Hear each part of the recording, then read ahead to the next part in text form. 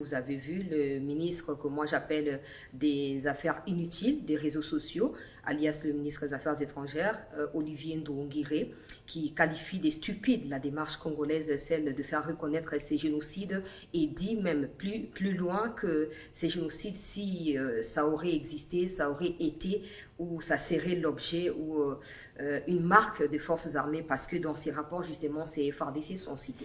Mais je crois que vous lui faites honneur d'ailleurs en le mentionnant durant cette émission parce que pour nous, c'est les parfaits exemples justement de ce qu'on ne peut pas voir comme responsable parce que vous ne pouvez pas à ces niveaux justement de responsabilité utiliser des termes de ce type et surtout que lorsqu'on est ministre des Affaires étrangères, mais quoi qu'il en soit, ils vont toujours très bas. Nous, notre narratif ne va jamais aller aussi bas. Nous considérons que ce que nous voulons obtenir pour nos populations, ce n'est pas pour l'opposer à d'autres, parce que nous avons, été solidaires du peuple rwandais au moment de ce génocide. Nous, aujourd'hui, malheureusement, ce que nous vivons, c'est la victime qui est devenue le bourreau. Et le mal, ça reste un mal. Donc ici, on ne vient pas faire de comparaison parce que les génocides, fort malheureusement, à cause de leur propre agissement, n'est plus leur exclusivité dans la région. Ils en ont commis, nous avons des éléments qui l'attestent. Et aujourd'hui, ce que nous faisons, nous le faisons parce qu'il faut honorer les victimes, nous les faisons pour leur mémoire, nous les faisons y compris pour que ça ne se répète plus. Et donc, ces agissements, ces gesticulations habituelles, parce que nous savons, nous connaissons la philosophie du reniement et du déni permanent. Et d'ailleurs, cette sortie, c'est encore un peu une apologie de la violence et de tout ce qu'on leur reconnaît.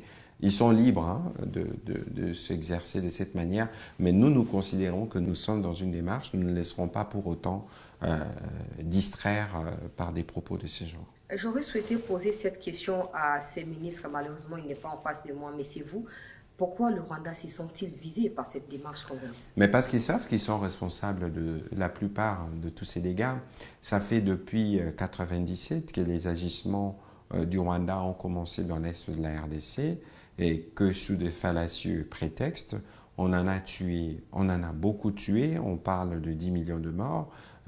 On a besoin pour nous de refaire cette histoire parce que notre histoire ne doit pas seulement être racontée par d'autres. Aujourd'hui, le travail que nous faisons au niveau du FONAREV et du SIAVAR, c'est justement avec nos chercheurs, c'est de remonter cette histoire, tous ces drames et être en mesure aujourd'hui de donner des noms à la nature des crimes qui ont été commis et pourquoi pas poursuivre les responsables. Je peux vous faire un témoignage parce que pendant la campagne électorale, j'avais eu le privilège d'accompagner le président de la République.